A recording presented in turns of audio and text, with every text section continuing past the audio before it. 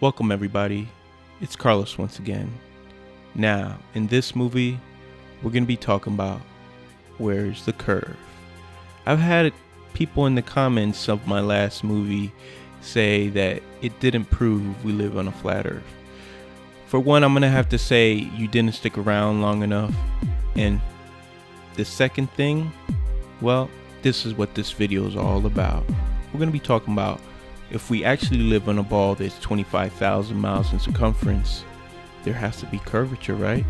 So, sit back, relax, get your popcorn out, because we're about to learn a lot of math. Just kidding. But really, hopefully you enjoy. God bless.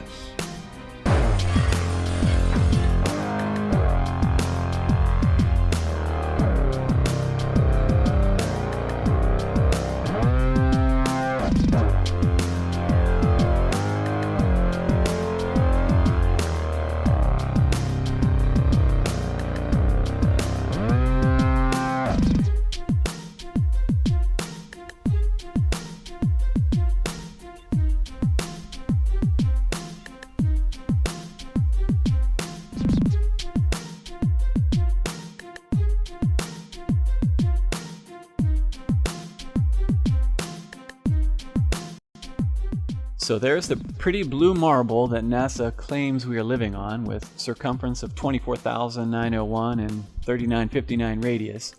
So to find the curvature, you take 8 inches times your distance squared. That's 8 inches times your distance squared, and if you don't square the distance, you end up with this, and this is not what NASA has shown us. They have given us a beautiful blue marble that we love. So you get 8 inches for 1 mile, 32 inches in 2 miles, 16.6 feet with 5 miles, so on and so forth. So what I did is I shot this pier, which is in Daytona Beach, Florida. And as you can see, between the water and the walkway of the pier is about 12 to 16 feet based on the height of the people and the railing.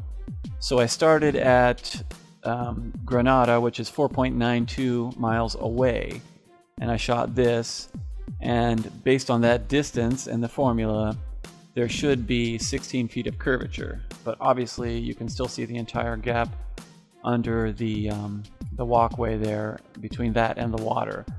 So in addition to that, behind that pier is actually a lighthouse, which you can see right above the pier. You can see the light. That is 16 miles away from my location, and I shot that lighthouse. I also shot it in a video, which I'll show here in a second. Now that lighthouse is 175 feet tall, and the curvature from 16 miles away should be 170 feet. You can clearly see about the entire lighthouse beyond that pier. So like I said, there should be 170 feet of curvature, but there's none. And those hotels there are even further. Those are in New Smyrna, which is 20 miles away. Well, depending on the location, 17 to 20, which I'll show in a second here. But you can clearly see that lighthouse above that pier, and that is 16 miles away. And there's the shot of the New Smyrna line of hotels, and this is shot from Granada in Ormond Beach, Florida. Like I said, that is 17.5 miles away. I also shoot that from another location even further. But again, it's 17.5 miles away. That's 204 feet of curvature. I know that tall hotel is 18 stories, but the other ones, I mean, it's just ridiculous. There's no curvature. Now I shot this picture from 8 miles away. That's the same Daytona Beach pier. And this is from 8 miles away from Ormond by the Sea, which is, like I said, 8 miles away. It's from an area we call the Sandlot. From this distance, there should be 42 feet of curvature. Now there's clearly the entire gap under that walkway and the water. You can clearly see the space. There's no curvature. Nothing is covered up. Here's a closer view of that pier from those 8 miles away. I don't see any curvature, and it should be 42 feet. And there's the hotel from New Smyrna. That's that same hotel I shot from the other location. This time, this is 20 miles away. From 20 miles, there should be 266 feet of curvature. And I know that hotel is about 18 stories. It's not even close. And you can pretty much see the entire hotel, even in this shot. So, I mean, from these shots, it's pretty obvious there's no detectable curvature. So, what does that mean? Well, if NASA is right and there is, we do live on a ball, they're going to have to make up that curvature. If it's not in the 20 miles I'm shooting, well, then that means it's got to be made up further on down the line. So you can't have it both ways. You can't say we live on this ball and then say, oh, you can't detect the curvature. Well, you got to detect it somewhere, because if it's not dropping here, it's going to have to drop even more down the lines in order to make that circle, that ball they say we live on. And it's pretty round. That blue marble they give us is perfectly round. Unfortunately for them, they can't show us, they can't prove here on Earth that there's any curvature. They can't point out curvature because we're taking these long shots without detecting anything. And like I said, if you can't detect it here, you're going to have to detect it double down the road. This pier shot is clearly showing the entire gap under that pier at 8 miles away. The shot of the lighthouse is showing the entire lighthouse. Should be 170 feet of curvature. So just to stress, this is the equation: 8 inches times your distance in miles squared, and that will give you the drop in curvature that you should see. Now here's the other issue. People who think ships are disappearing over the curve in 3, 4, 5 miles distance, it's got to work both ways. I mean, if we're on a ball, then when the ship is going away from you on the, let's say, the z-axis, going from you to a point away from you, and it's rolling over the ball in 3 to 5 miles, then you should have the exact same effect looking left to right on the x-axis. You should be seeing ships rolling up to the top of the ball and rolling down on the lateral x-axis. I mean, if it's a ball, they got to be rolling both ways, away from you and side to side. We never see that, though. You can go to the beach and do a panoramic shot and put a parallel line over it, and from end to end, and this is a lot more than just 5 miles, there's no perceived curvature here. None. Flat as a pancake. In fact, these are some pictures I took on the beach at Malibu, California. And I went from there way up into the mountains above Pepperdine University and looked out. And I mean, easily there's got to be probably close to 100 miles left to right. The distance on the horizon there has got to be, quite a bit there. Put a parallel line over it, flat. So you can't have it both ways. You can't say ships are rolling over the ball on the z-axis without having the same exact perception on the x-axis. Whether at sea level, the top of Mount Everest, or flying 100,000 feet in the air, the always horizontal horizon line always rises up to meet the eye level of the observer and remains perfectly flat. You can test for yourself on a beach or hilltop, in a large field or desert, aboard a hot air balloon or helicopter. You will see the panoramic horizon ascend with you and remain completely level all around. If the Earth were actually a big ball, however, the horizon should sink as you ascend, not rise to your eye level, and it would dip at each end of your periphery, not remain flat all around. Standing in a rising balloon, you would have to look downwards to the horizon. The highest point of the ball Earth would be directly beneath you and declining on each side. Amateurs have sent balloons to heights of over 121,000 feet, and you can watch video online of the horizon rising with the camera level and remaining perfectly flat 360 degrees around.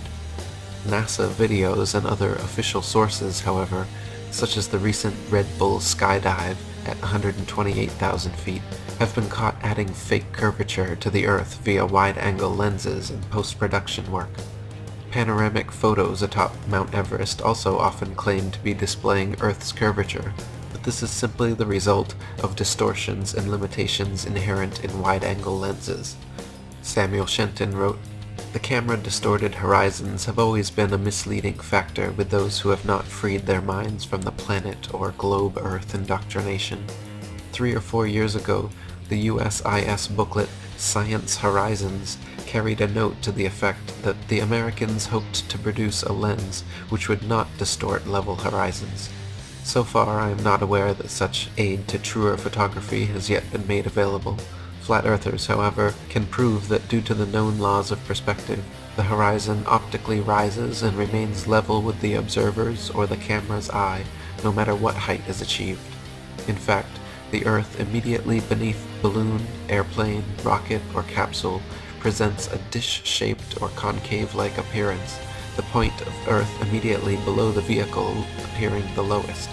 It is not the highest point of your globe Earth, with the dip or curvature of the ball sweeping away downward to a horizon far away below the eye level. If the Earth were actually a big ball 25,000 miles in circumference, the horizon would be noticeably curved even at sea level, and everything on or approaching the horizon would appear to tilt backwards slightly from your perspective. Distant buildings along the horizon would all look like leaning towers of Pisa falling away from the observer. A hot air balloon taking off, then drifting steadily away from you on a ball Earth would slowly and constantly appear to lean back more and more the farther away it flew, the bottom of the basket coming gradually into view as the top of the balloon disappears from sight. In reality, however, buildings, balloons, trees, people, anything and everything at right angles to the ground or horizon remains so regardless the distance of the observer. Okay, going back to this picture right here, showing the perception differences when you're zooming in and out. Here's another shot right here. This boat came into view as I was zooming out. Zooming out, zooming out, zooming out, and it rose higher on the horizon. See, when I was zoomed in on him, there's all this space right here from the bottom of the boat to the horizon, and when it's further away, that distance shrinks. So our eyes start playing tricks on us. Now, to better illustrate this, I created this little animation right here, and this represents about a mile worth of ocean. All right, so when you're looking, you can see the difference and how each of these ships looks like it's higher and higher up on the water level. Now that's on flat water, no waves at all. Now let's look at this same animation. I created some waves no higher than the height of the camera. In fact, a few times you'll see the camera go right through the waves, but the wave height was about as high as the camera, which was just a little bit above the water. Okay, so let's look at the same exact animation, this time with some waves. Okay, there's wave, wave, wave, wave. Okay, over the distance here, the cumulative effect of the waves obscures the hull of ships. That's just what happens with the perspective. As the ships get higher and higher up on the horizon, as you get further and further away, and you have the compounding of the waves over that distance, it's really easy to see how you end up with the illusion of ships rolling over the ball when it has nothing to do with that at all. This is a flat plane. Here's the two pictures side by side, with flat water with no waves and then with waves. In both cases, the more distant ships rise up on the horizon, but in the picture on the right, you have the waves obscuring the hull, and over the distance it accumulates, so you lose more and more of it. The other big problem with the ships going over the curve argument is what happens to the horizon when you go up and down on the y-axis.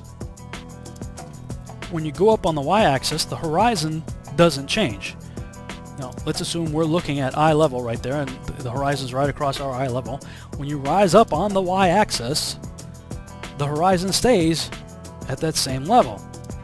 Well, maybe it's hard for you to see in this animation, so let me do more of a basic one right here.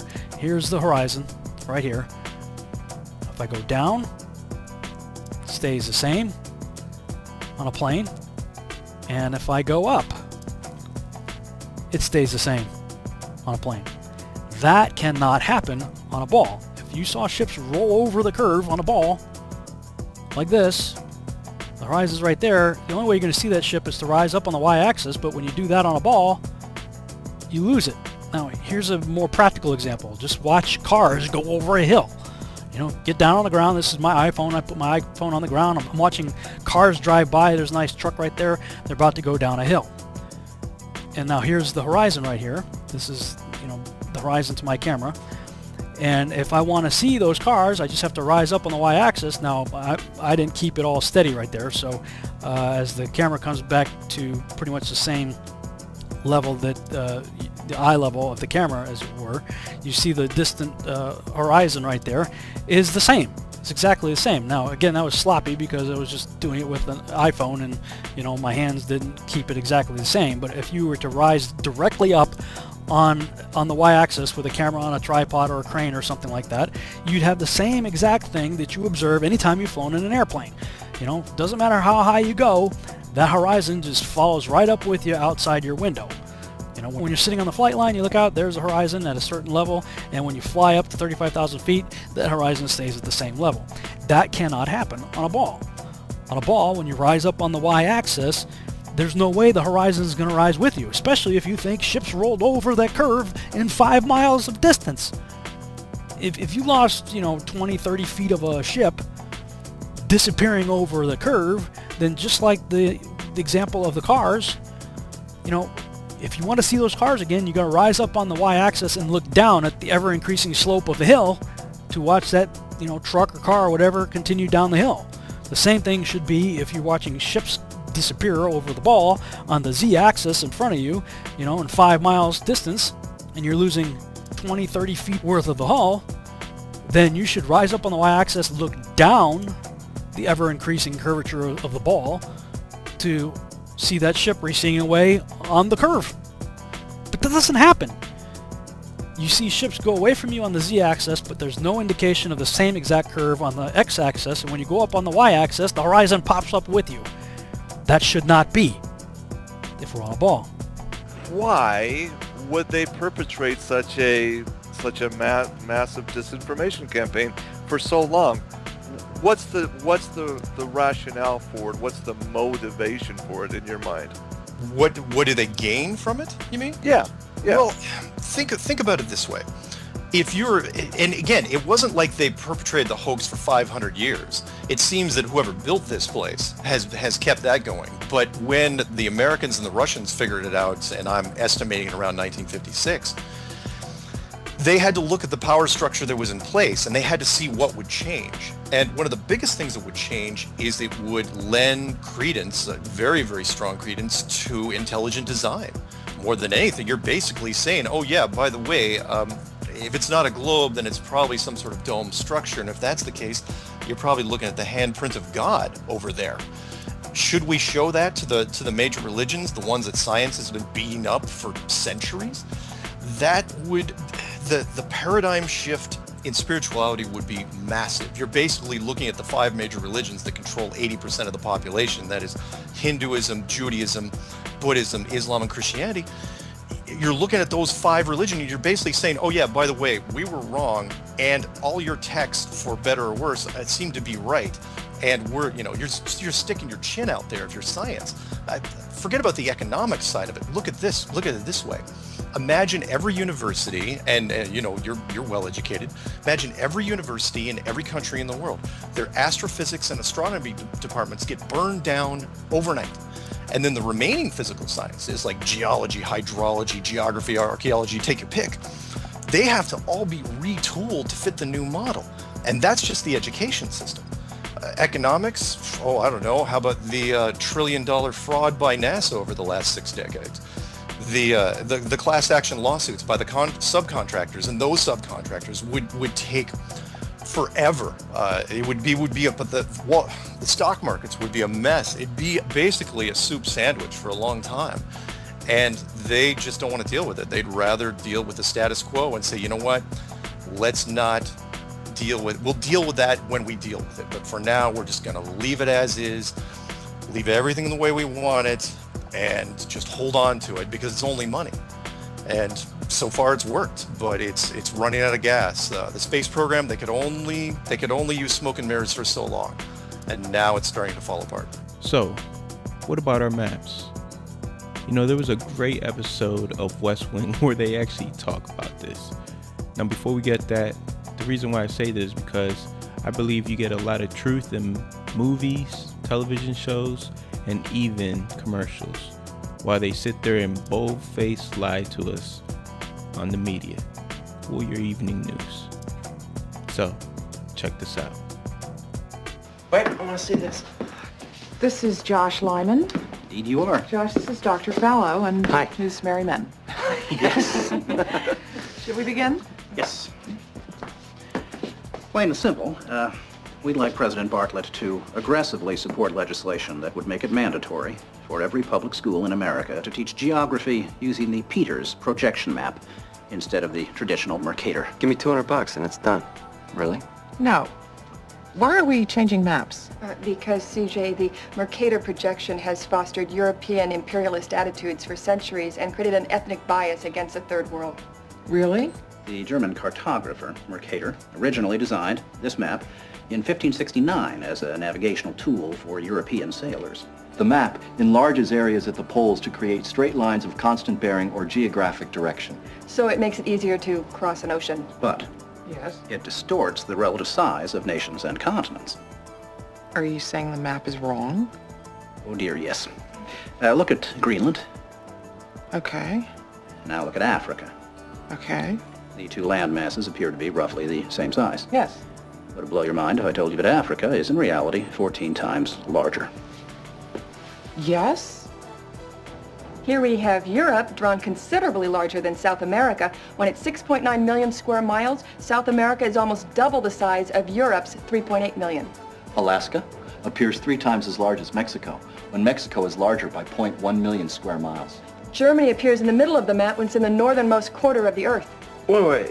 Relative size is one thing, but you're telling me that Germany isn't where we think it is? Nothing's where you think it is. Where is it?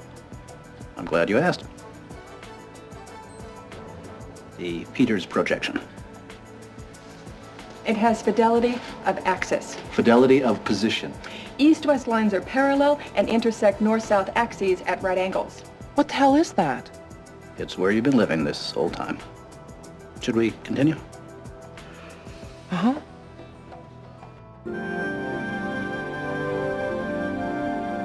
So, you're probably wondering what all of this has to do with social equality. No, I'm wondering where France really is. Guys, we want to thank you very much for coming in. Hang on. We're gonna finish this. Okay. What do maps have to do with social equality, you ask? She asked.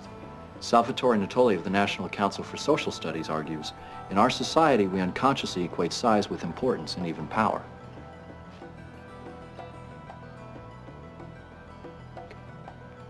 I'm going to check in on Tubman. Go. These guys find Brigadoon on that map, you'll call me, right? Probably not. Okay. When third world countries are misrepresented, they're likely to be valued less. When Mercator maps exaggerate the importance of Western civilization, when the top of the map is given to the Northern Hemisphere and the bottom is given to the Southern, then people will tend to adopt top and bottom attitudes. But wait, where else could you put the Northern Hemisphere but on the top? On the bottom. How? Like this.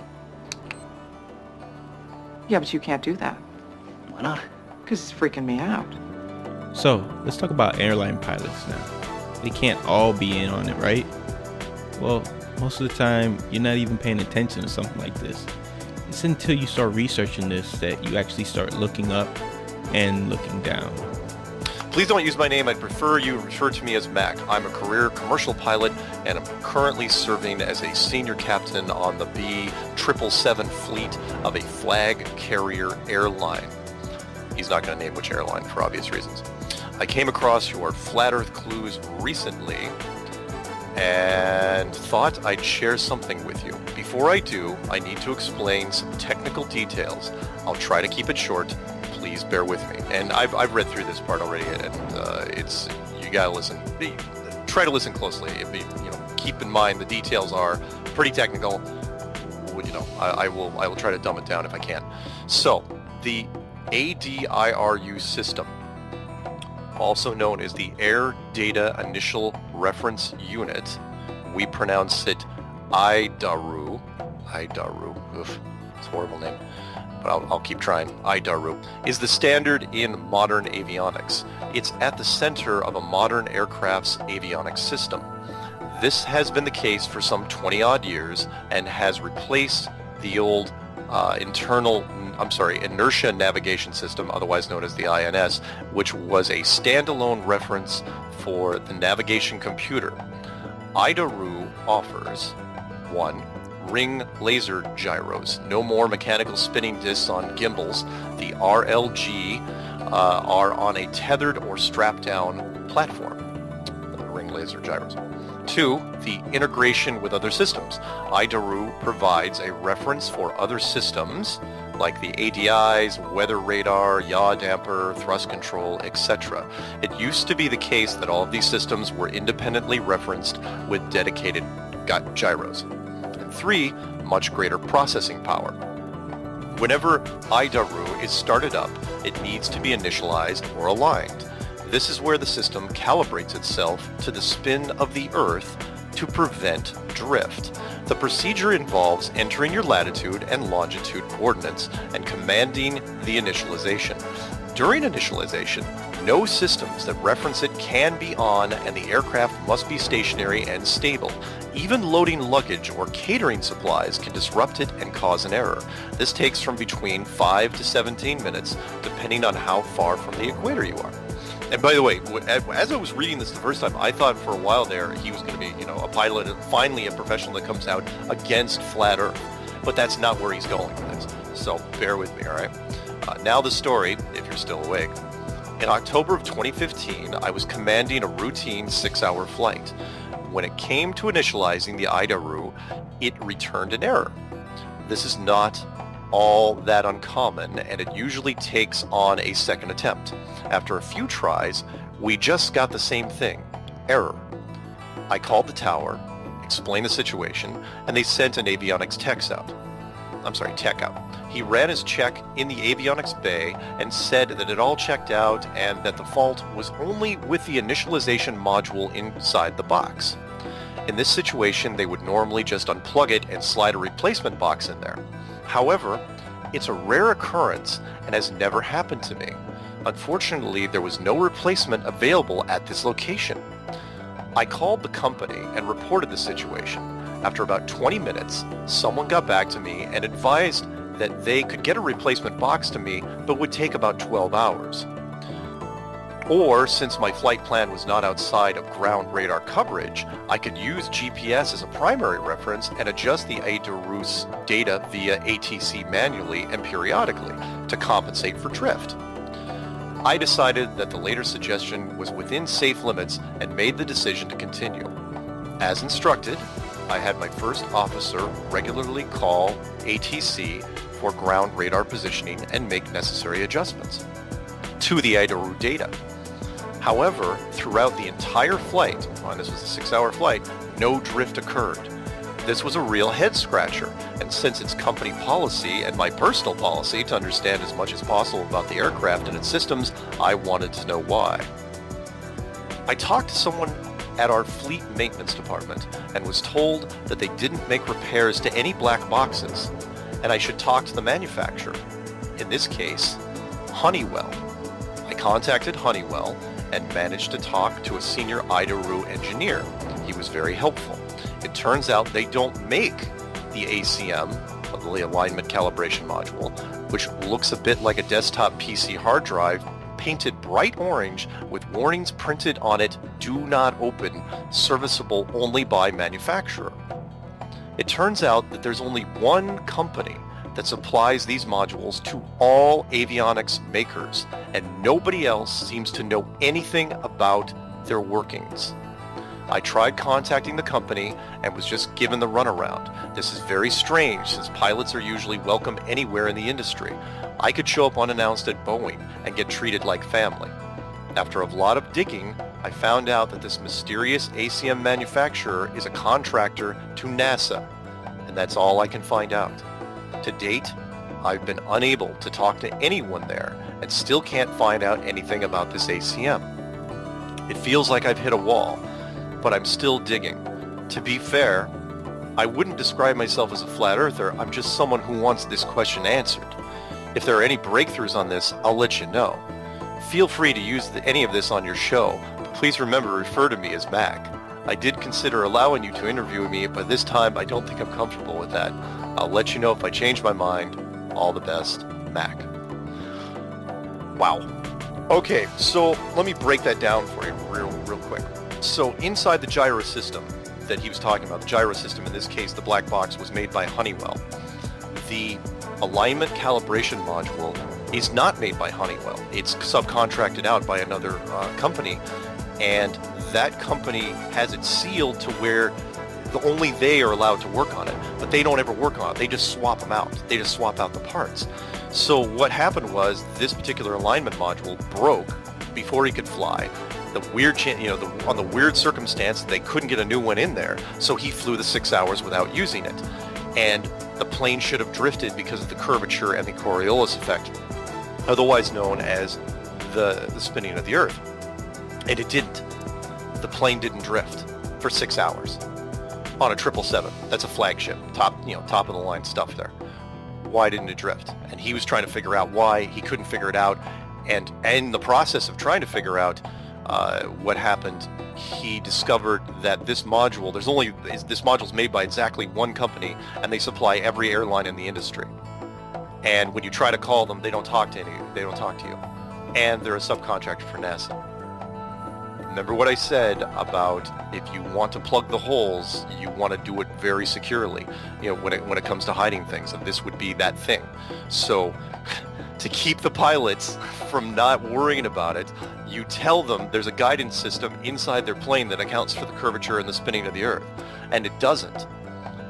And you hope to God something like this doesn't happen, to where it breaks, and the pilot goes, well, wait a minute, how am I flying normally without that thing working? Why have that thing in there at all? And when you call the company to figure out what they're actually doing, they won't talk to you. That's brilliant. That's such a great thing, and I would love him to come on the show if he had more to talk about, or even just talk about this. I'd love to have him on. So if you're listening out there, Mac, I would love to chat it up with you about this. It's a great little story, and I love it, and I'm so glad at least you put yourself out there. And of course, you can come on anonymously. If you're a 777 pilot currently, I've got some friends that are 777 pilots. Please, by all means, I will give you complete anonymity, and love to have you on. So thank you to Mac for putting that out there, and I think it's a great thing. A great little piece of evidence, and that is the gyro systems. Because people kept asking, it's like I get that question all the time: is how did the pilots miss it? How did the pilots miss it? And not only are they not looking for it, but in this case, they're given equipment that tells them that the curvature of the Earth and there's a spinning, and it's not there. So, could the Earth really be flat? Most people, when they think of a flat Earth, immediately think, what happens when you get to the edge? Well, the flat Earth model is a flat circular disk with a north magnetic pole in the center, and all the continents are laid out around it. On the edge of this disk is a wall of ice, and we call it Antarctica. There is no South Pole. That's why you can't fall off the flat Earth. The wall of ice keeps the oceans in and stops you from reaching the edge. Strangely enough, the only other place that this model is used is in the United Nations logo. Looks like they know something that we don't. As you can see on the UN logo, the flat Earth map is overlaid with a grid, and that grid divides the Earth into 33 sections. And also, there's no Antarctica on this map. It's almost as if that grid were like bars, like a cell, locking us away from Antarctica, which is precisely what they're doing. The United Nations countries are all signatories to the Antarctica Treaty, which basically bans anybody from going to Antarctica. And if there's any absolute proof of either the globe Earth or the flat one, then I believe the answers would be in Antarctica. But before we examine Antarctica, I'd like to take a look at flights in the Southern Hemisphere. Now, this information came to me through Mark Sargent and his Flat Earth Clues. A lot of people say that Mark is a shill. I communicated with him over email. He seemed like a decent bloke, so I'm not going to say he's a shill. He has his ideas, his views, his perspectives, as I have mine, and everybody else has theirs. So I'm not going to say he's a shill, but nonetheless, his flat earth clues were very well done, and I got a lot out of them, so thank you, Mark. The crux of this issue is the lack of direct flights in the Southern Hemisphere. I took a look at some of these flights and particularly focused on flights from Cape Town to Auckland, New Zealand. Generally, flights in the Southern Hemisphere tend to be indirect with one or more connections and lengthy layovers. Such is the case with this one from Cape Town to Auckland. This flight came out around about 37 hours with a connecting flight in Dubai. Now if you look on a map, Cape Town to Auckland is a straight shot across the Indian Ocean, 7,310 miles. That should take about 12 hours. But in this case, we're taking thousands of miles north to Dubai, then back down south to Melbourne, and then across to Auckland. It doesn't make any sense. Until, that is, you look at it on the flat earth model. Now you can see it's a straight line from Cape Town to Dubai to Melbourne, and the distance is more like 16,000 miles. So the total journey time of 37 hours is there to hide the fact that your actual flight time is 26 hours rather than 11 or 12. Now, I did find one direct flight operated by Qantas, but who knows? The flight was 14 hours long, but does that flight actually exist? I don't know. Short of booking that flight and flying it, I wouldn't know. But it strikes me that you could advertise such a flight, price it beyond the reach of most people, and cancel it for anybody who does take it. But that's just speculation. Now, the GPS system would obviously show up any anomalies in the flight plan, but it seems they've found a very simple way of getting around that problem. And that is switching off GPS tracking for all flights in the Southern Hemisphere. Now, this is an image from Flight Tracker, and you can see straight off that in the Northern Hemisphere you will see planes over the ocean, but there are none in the Southern Hemisphere. Now, I spent some time looking at it on flighttracker.com, and I actually verified this information, but I couldn't capture the data on my computer. So here's a video of planes disappearing and reappearing off the tracking systems. So hey guys, I'm on planefinder.net. I'm tracking airplanes in the Southern Hemisphere, trying to do some research to verify or debunk this flat earth guy. And what he said is that airplanes disappear in the South Atlantic near the, in the Southern Hemisphere when they fly over oceans. And it's true. I was tracking a British Airways flight from Buenos Aires to London, and I was tracking, and then it disappeared. And then I clicked on this plane right here, Qatar. See how the flight path, like when you click on the plane, the flight path appears or disappears, right? So I clicked on this plane looking for my British Airways flight, and I found this flight, and look, see how the flight path just starts in the middle of nowhere right here? This flight path starts in the middle of nowhere. That's because what they do with flights in the Southern Hemisphere is they disappear them. They turn off the GPS over the ocean, and then they reappear the flights about an hour before landing. And that's exactly what the Flat Earth guy said they do. And that's exactly what they're doing. This guy's going to Rome, okay? So this is a pretty good flight to track because it's going all the way to Europe. So I just clicked on this flight, same thing. This guy, we should have saw him before when we were tracking the other plane, and when we were tracking this plane that's heading to Rome. But this guy, when we were tracking the plane headed to Rome, he wasn't even on the map. He's coming from Abu Dhabi. It's in the Middle East. He's been in the air for what, 12, 13, 14, 15 hours? He's been in the air for 7,000 miles, and we're just picking him up right here. We're just picking him up in the middle of nowhere. Look, they disappeared the flight over the entire ocean, and they're reappearing it for landing about an hour before landing. Think about it. He's got 500 miles to go. It's about an hour before landing, just like the flat Earth guy said. I mean, take a look at what this guy's flight path should look like on a flat Earth model. This stuff's crazy. You have to look into this for yourselves. Don't pretend like you know everything, because you only know what you've been taught, and we know that the stuff we've been taught was a bunch of bullshit. So we need to question everything. Question everything, but don't believe everything. Question everything. There's a big difference.